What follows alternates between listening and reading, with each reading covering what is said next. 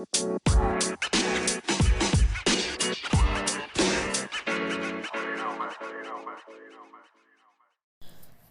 right, theory and theology. Good morning. Good morning.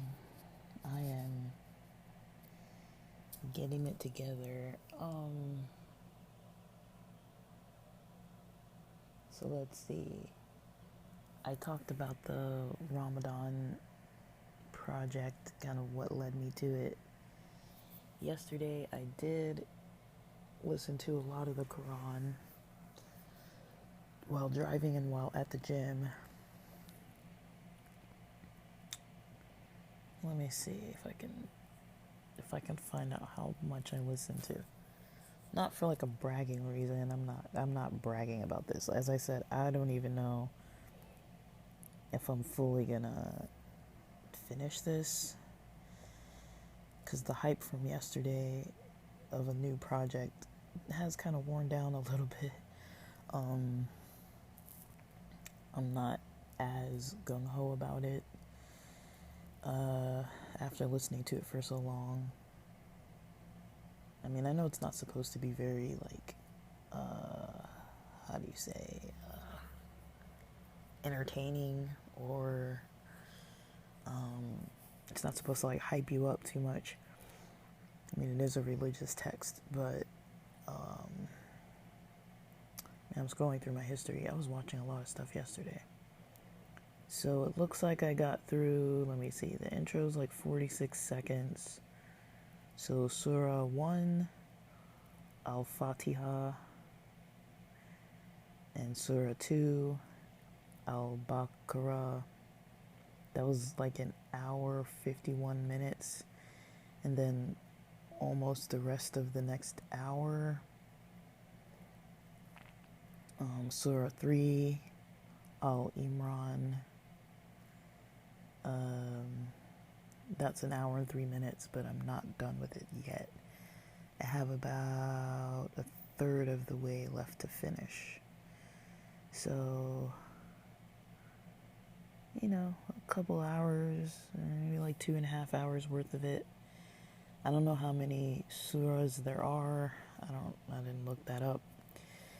It's lengthy. It's going to be a lengthy project. I'd rather just finish it fast, in all honesty. Fast might work best for me. But I guess what I gathered from it, this is just my paraphrasing, and again, I wasn't like reading it myself. I'm listening to YouTube audio, and I was driving and I was at the gym working out, so it's like, yeah, I'm listening in headphones or through the car speakers, but I'm doing other stuff at the same time. I'm multitasking. So, my mind isn't like 110% just like zoomed in on it. I'm just kind of letting it read it to me, and then, just listening. I am listening. I'm not like completely zoned out. But after the gym, I'd kind of had enough. Like by the time I got home, I was like, all right, I'm not gonna listen to this while I'm at home. It's kind of too much to sit and listen to. But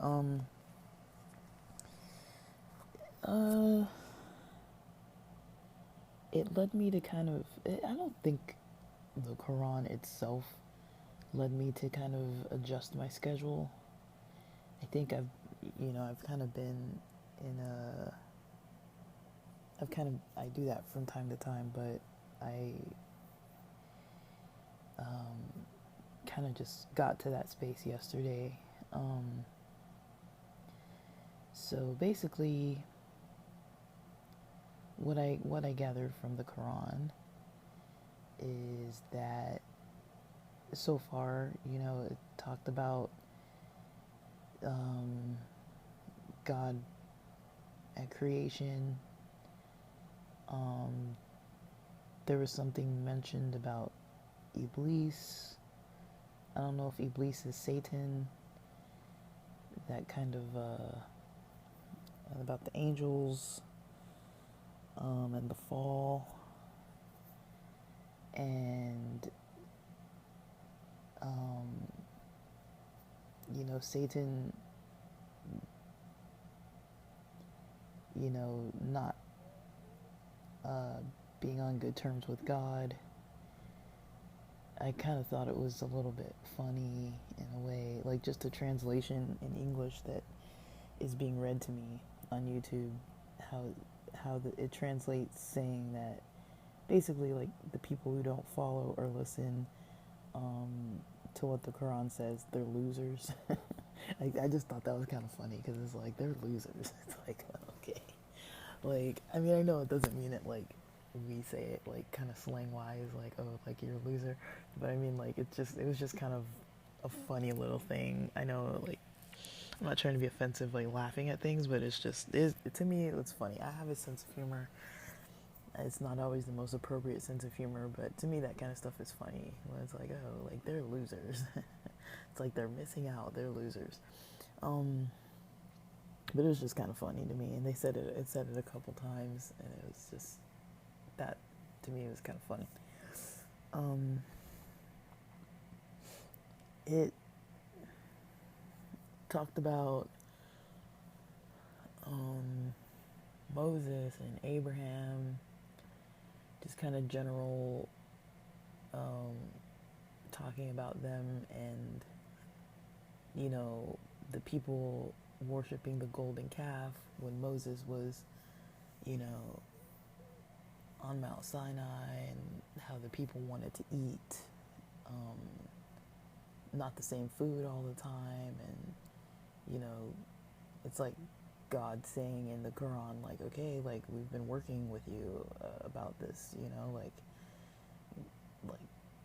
you did these things, you people did these things, we've been working with you on this, like, and had patience and that kind of stuff. And it kind of goes into these other ideas. I can't remember if it talked about Jesus yet, or maybe I was listening to something else later on that was talking about Jesus. But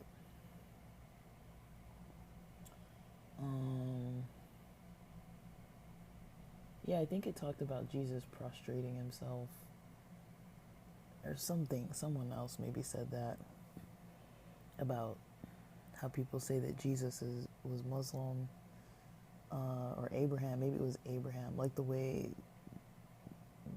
that they were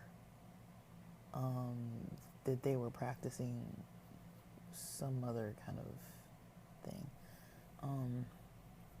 I don't want to get too far off topic. There was this video once on YouTube that I watched way back. I don't know if it's still even on YouTube. I'd saved it in my favorites probably over a decade ago, and it was this guy. He was a Jewish guy. I don't know if he was a convert, but he was praying, doing the like davening, and he was, in if you've seen Jewish people praying in the temples and the synagogue, if you've seen them praying, even at home, there's some areas during the prayer when people do this kind of bending the knee, kind of like bending at the knee and then bowing forward. And this guy who was showing his prayer, who was this Jewish guy in this video, if I find it, I can link it. It has nothing to do with this too much, but just a little bit, because of the talk about prostration and the praying, how they, bend down. Like, if you've seen Muslims pray, they bend down. There's some standing parts of it, and different things you do with like turning your head or pointing a finger or putting your hand kind of like behind your ear, and different things you do. There's like a sequence to things, but bending down to your knees, and then bowing down, forehead to the floor, and then head comes up, you're kind of in a kneeling position, and then standing up again.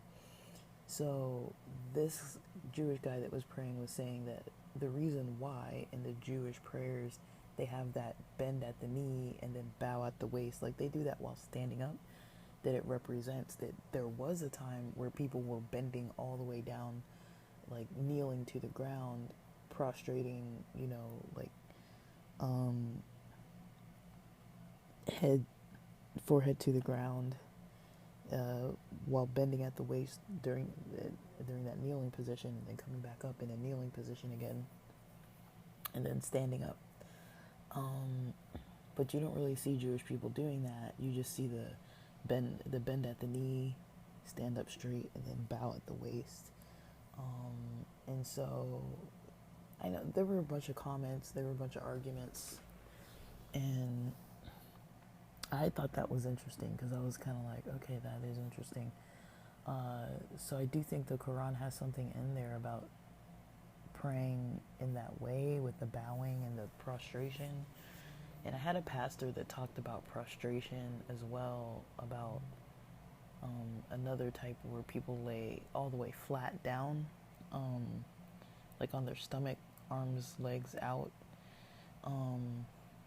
like a full prostration.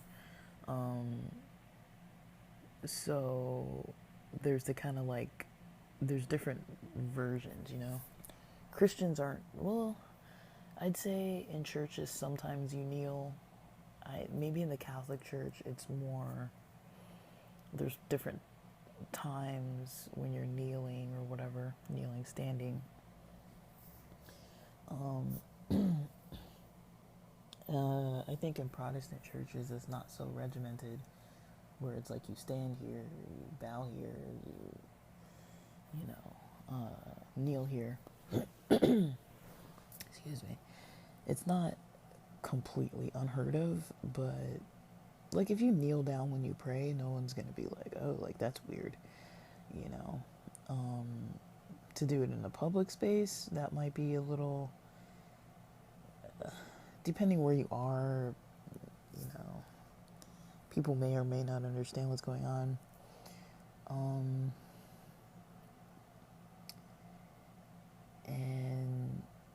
Jesus talks about praying, you know, in secret, kind of having this privacy about it, not having it be like a whole. I'm not saying that Muslims have like a whole public thing. I mean, if you're trying to do it in a timely way, and it's like you're trying to do it 5 times a day, I mean, you might be in places where you're a little more public. Like I've experienced, in college once, there were some bathrooms that were, how there's like the new bathrooms and the new renovated, upgraded stuff, and then like it's some basement in the building somewhere, where I would study because it was quieter, and some random building that nobody hardly used, I would be in the basement studying, and there was a bathroom down there, and it was kind of older, and I walked in while somebody was kind of like washing their feet in the sink, and I kind of understood that they were praying, or they were gonna start their prayer,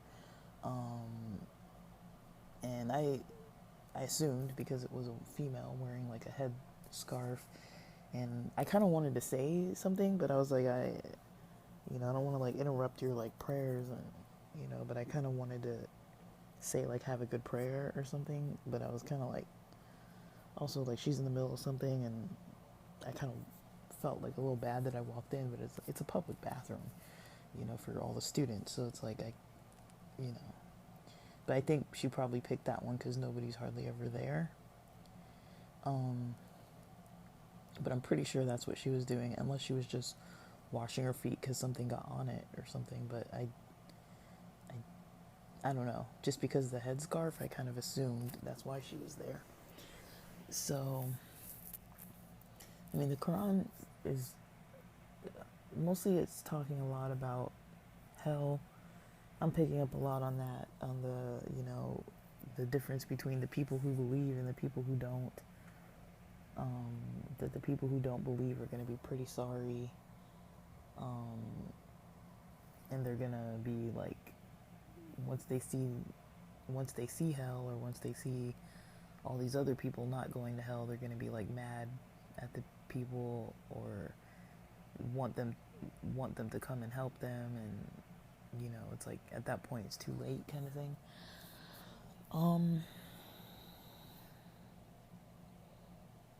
That type of ideology I don't really care for, just personally, because it's like I don't think that hell or the lack of hell should determine why somebody practices something. It's like if you believe it, that's different than being like, well, I need to do this because I don't want to go to hell. I mean, that is,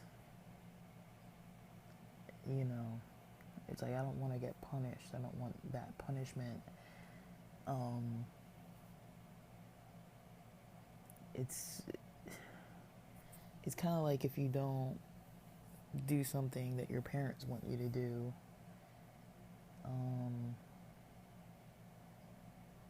just to avoid an argument or avoid punishment, and some things, I mean, I get it. Like, your parents want you to do, take out their trash, whatever, but some things are kind of like, what if your parents want you to go to, like, Tuesday night Bible study and you're not really into it and it's not church and you could be doing something else? Is it wrong to skip Bible study? I mean, I don't think it's an optional thing. Like, you don't have to be like ultra involved in your religion, I don't think, and go to every single thing that your church does. But if your parents want you to do it, they might get a little upset that you don't do it. And so you might go just because, they're going to lecture you if you don't do it. But it's like, that's not really, I don't think that's the most helpful thing, the most helpful method. I get it maybe like early on when you're like training your kids up and stuff, but I feel like once they're like adults or once they get to like a certain age to be able to make their own decisions on that kind of stuff, I mean, parents are responsible for, the spiritual well-being of their kids, but also, there's a time where a kid is now responsible for their own self, and, just trying to avoid family drama, I don't think is the method to go necessarily, for trying to get someone to kind of engage with, religious events. And, maybe they'll be happy that they went, but I've never really seen that as like the best method. To me, it doesn't seem like the best way to go about things. Not always. And then I kind of feel the same way about the concept of hell. It's like, to me, it shouldn't matter if it exists. I feel like to have it anywhere in the back of my head, to be like, oh, if I don't believe what this book says or what that book says, or do what this portion says or what that verse says or what that chapter explained, or if I don't avoid doing the things that it says to stop doing or whatever, I'm gonna go to hell. It's like, I feel like I should do it because I want to do it, not because there's a potential of hell. I've never really vibe very well with that concept, and that's just me. Like, other people, if that's what motivates you, if you need a hell, I mean, it's such a controversial thing. Like, I can't really tell people what to do about it, but I've never really needed a hell. To me, it's like the biggest turnoff. That's like, okay, like, I need to do this so I don't get punished. Like, to me, that's not, I don't know, maybe it's because of the way I was raised, where I wasn't really raised around fair punishment, and so, I'm more of a calm person, and I've never really seen the types of punishment that I was subjected to be fair. I was always kind of a calm person, even as a kid. It's like, if people would have just talked to me, I think I would have kind of understood. I grew up in like a culture where people like are physically, hitting, and I would call it abusive. They wouldn't, but I would. They think it's right.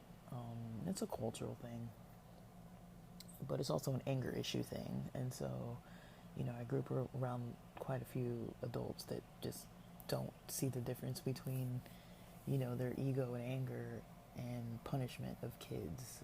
They're kind of like, it was kind of like all combined into some weird, like, I'm pissed off because you messed up, therefore I'm going to take it out on you kind of thing. Like, it was never like explaining kind of like the situation and why is the punishment like this or why is it like that, and like discussion around it. Like, we did have a lot of discussions. Well, they were more like lectures. We would get lectured a lot too, but it was never like a conversation. It was more like, this is what I'm trying to drill into your head that you need to follow and do it. Otherwise, I'm going to keep lecturing you, or you're going to get a physical punishment about it. And the lectures weren't like 20 minutes, 30 minutes. It was like, if I got home from school, let's say if my folks were home, and like, let's say after dinner, let's call it 6:30, these lectures would last from maybe 6:30 p.m. all the way to like 10:30, 11, late at night, where it's like we're lecturing about the household chores or about whatever it is. And it was always like too late to be talking about this stuff. It's always like an inconvenience. Like, nobody was asked. These meetings weren't like planned. It, maybe our parents planned it, but it wasn't like planned beforehand. So, back in that day, like, we would have like things we wanted to do, like watching Nickelodeon or whatever, or things that we were going to watch, or maybe stuff we had planned for our own free time. And it's like, no, you don't get any free time tonight. You're just sitting in the living room being lectured by a family member, and then it's late, and then you go to bed late, and then it's just like, that's not the easiest way to try to fall asleep. And it's like, I don't know if there was yelling. It wasn't like yelling lectures. It was just like long, excessive lectures, and it wasn't all the time, but it was enough that it was just like, when we get called in for a family meeting, it's like, oh man, you already know, like, that's your night, and try not to fall asleep. And like, there was never a conversation. There were never really like questions like, what do you think, or whatever. It was just like, it was either about grades or chores or whatever. It was usually about that kind of stuff. Just parents imparting what they want us to do. There was never any, do you understand, what's your perspective? Like, no, it's just like, this is 4 or 5 hours of me telling you how you're going to do this and saying it over and over and over, so that was, and it wasn't really for a punishment reason. It was just, sometimes it was, and sometimes it was, oh, our parents decided they want to like have this lengthy conversation all of a sudden. But it was very, I don't know how effective it is, but whatever. I mean, if that's how people choose to talk, it's kind of like whatever. But I don't know, maybe that's how I got into podcasting. It's just like, I got used to, definitely, long form conversation. There weren't really like routine conversations, like daily check-in conversations kind of thing. It was more like, that's when we interact as a family, is during those lengthy lectures. And it's like maybe a couple times a year or something. It was never, I don't know, I always saw it as like, can't we just like go on like a family trip or something, or like something fun? But I don't know. So, my firsthand experience with like discipline and punishment and things like that, it, like, it wasn't the easiest. My experiences with it wasn't really, sometimes people use like a one size fits all. I think I needed a different kind of form of discipline and punishment. I mean, there's nothing I can do. I can't like take it back or like change, anything that I experienced. That's my life. That's part of my life story. But as far as my experiences with Muslim people, with Muslim friends, I said I was going to talk about that. I've only had good experiences with them. I had a close friend in junior high, early high school, into college. We're not too much in touch, but I know someone who I think might still be in touch. Really good guy, really cool family. And they're probably the first Muslim family that I had that much contact with. They left probably the deepest impression on me of any family I'd ever met. And that's kind of what got me interested in studying Islam, was because I was like, this guy has something. The level of patience that this guy had, and the way he could treat people so nicely, and just so humble and sensitive, and the whole family was like that. Just really good work ethic, tried really hard. The dad at one point, I know they had some issues with finances or something, or needed, I don't know if it was medical stuff related to finances, but whatever it was, the dad started picking up extra shifts at the school where I went, and he was doing some janitorial work, and we all noticed, we're noticing right away, we're like, this school is cleaner than it has ever been. Like, the bathrooms were like immaculate, everything was like completely just clean, completely just completely clean. It was just completely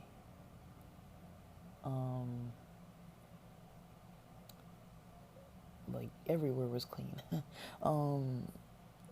And as a family, they always seemed to try really hard.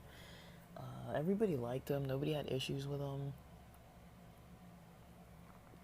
And they weren't like, there was nothing that you would see in the day-to-day that you're like, other than when they practiced Ramadan, because the guy that I was friends with, he was really athletic. So I remember one of the teachers mentioning that he looked pale when he was like running and stuff, because we had school in the daytime, and he didn't eat during the daytime, so he would skip lunch during Ramadan. But other than that, I never really saw him practicing. Like, I think he brought his Quran to school, and I don't know how I knew about that, but I asked to borrow it one day, and then I took it to the library and got one and read it, and it was, it's one of those things where it's like, it seems like an easy read just because of the way it reads. But I read it so long ago in high school that it was like, I don't think, it was either 9th or 10th grade, or maybe 8th grade or something like that. It wasn't, I never reread it again. But I always liked the nasheed, and the kind of prayers and things, and like the music, the musical aspect of it, and the sound with Arabic language and stuff like that. I've always liked that. It has an appeal to me. That type of traditional singing and stuff, I think is really cool. But yeah, like, he left an impression. His family left an impression. I was kind of down with it. I felt like they were good people. They tried hard. Everybody liked them. It was, I had, there was like a Muslim kid in my senior or junior year high school class, where we were having like a cultural day, and they asked, is there anyone who has like food restrictions, and some of us, we're going to bring cultural dishes, and everyone raised their hand, like, I don't eat pork or whatever kind of thing. And I remember I was in line in front of the guy, and I was gonna put on my plate like some of this like Japanese fried rice, and it had shrimp in it, and I'd never even mentioned like pork or shrimp or whatever. I think I raised my hand for pork or something like that, and he was just behind me.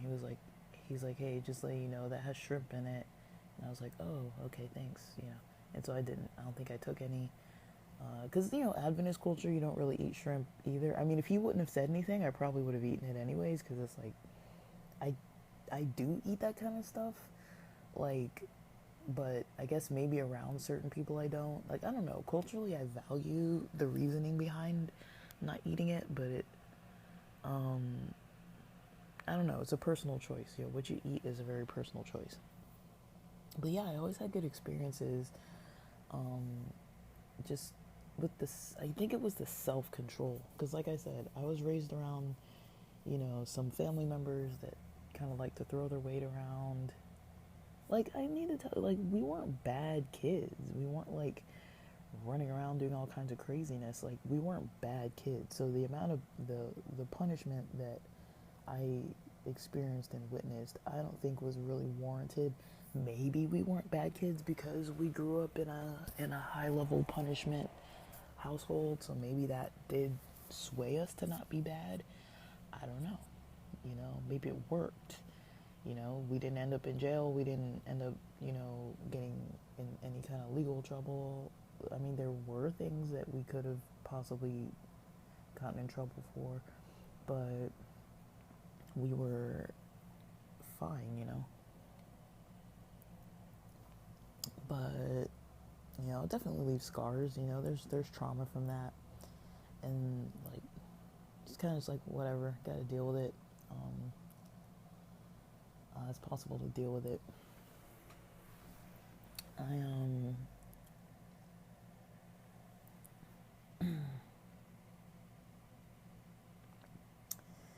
I'm kind of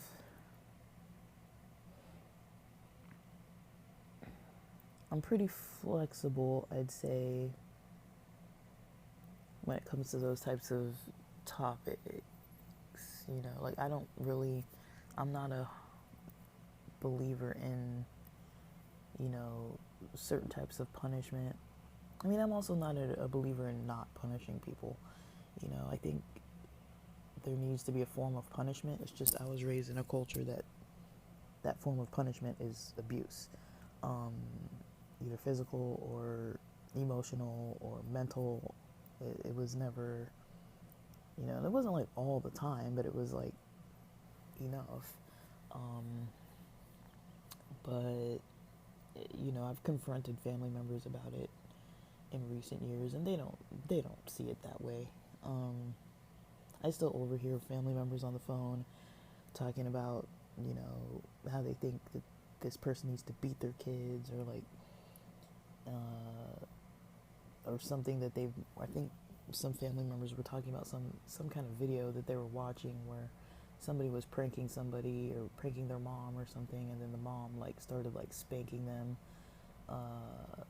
because they were like recording it to see what would happen. Not This isn't in real life, in my real life. It's a video that's online, and I'm just thinking like that's what they think is entertaining. They want to watch somebody get spanked by other. I mean, it's kind of like a weird. I don't know if it's some kind of weird like fetishy thing, like because the way I hear people talk about it, they're always kind of like laughing or giggling about it. It's kind of like a taboo, kind of like there seems to be some shame with it, or a little bit of like, oh, we're joking about this. Like I feel like there is an inappropriateness about it that I feel like people just don't want to admit, and because they're like the elders of the family, it's like an ego thing. But I think they're wrong for it, in my opinion.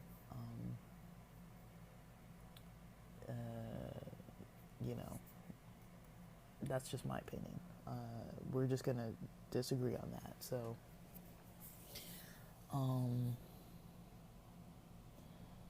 but I mean, I'm older now. That doesn't happen. It's not gonna happen.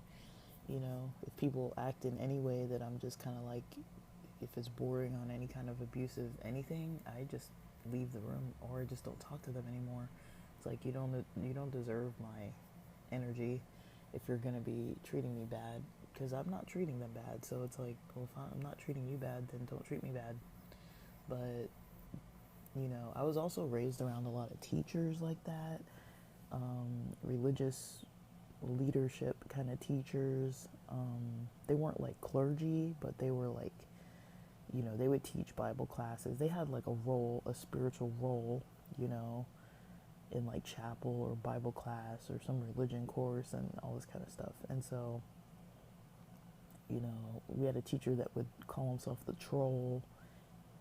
These are Adventist people. Like, he would call himself the troll. We had some other, I witnessed like a pastor that was kind of like a little singling out a friend of mine, told her to shut up, called her out in the middle of a church service while I was preaching and was like, so and so, please be quiet kind of thing. Like, just kind of like shaming people. But that kind of thing, that I'm just like, we're all humans. We have egos, but it's like, I was exposed to people, a few friends, parents that just had massive anger issues, would be yelling at people, calling them idiots, just always just negative, negative, um, you know,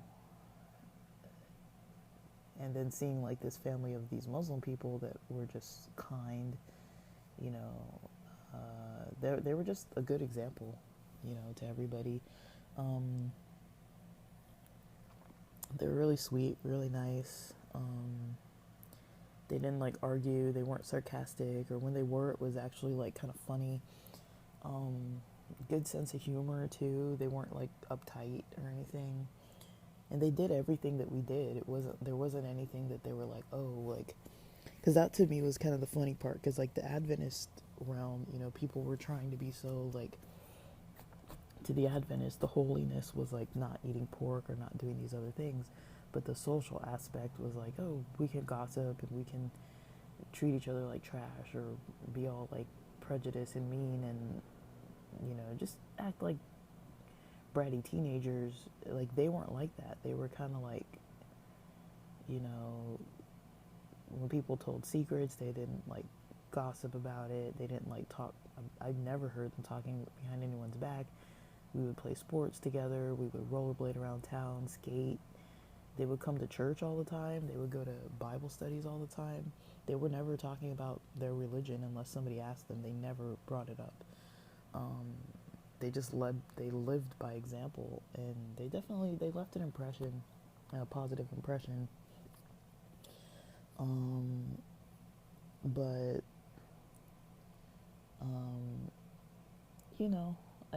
everyone's life has good and bad in it. I'm not gonna say like they were perfect people or whatever, but just I didn't know it was possible for people to, be patient with each other, to, because I was around so many people, friends, classmates, that were just so judgmental, you know, so gossipy. There was really not a lot of trust in that community. I learned that it was like, yeah, we talk about superficial stuff, I never started being open with people until quite a bit later in life, because I was like, these people are not trustworthy. And when I'm in LA, I'm around them. I have the opportunities to be around them more, and, I'm really, really careful. I'm like, yeah, this isn't worth, undoing all the work that I've been working towards working on myself, to try to engage with these people on that level. So unfortunately, I just don't feel comfortable fully involving them in my life, whether that's family or friends. It's just not worth it to me, not to fully involve them. I can partially involve them, but I've got an interview in like a little less than an hour, so I'm gonna get ready for that and eat some breakfast actually. But that's kind of my experience so far. I'll see if I keep listening to the Quran. I don't really know. Maybe I'll just listen to it on the road. I don't know. I'll see how much longer I have left. Let me see if I can see how long is remaining. It's called Peace Through Understanding. Peace Through Understanding. I've got to look it up. Peace Through Understanding. Let's see. It says there's 114 videos. Let me see. 114 surahs, and I'm on the third one. So let me see if it's... Yeah, I'm at the third one. It goes forever. But some of them are short. Yeah, some of them are pretty short. A lot of them are pretty short. It looks like the ending ones are really pretty short.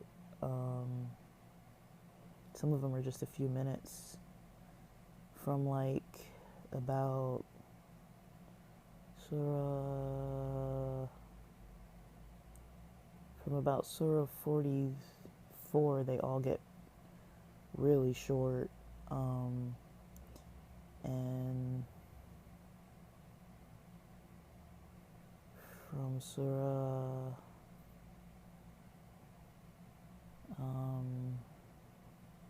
Surah 13 to 43, they're kind of like around a little less than or a little more than 20 minutes.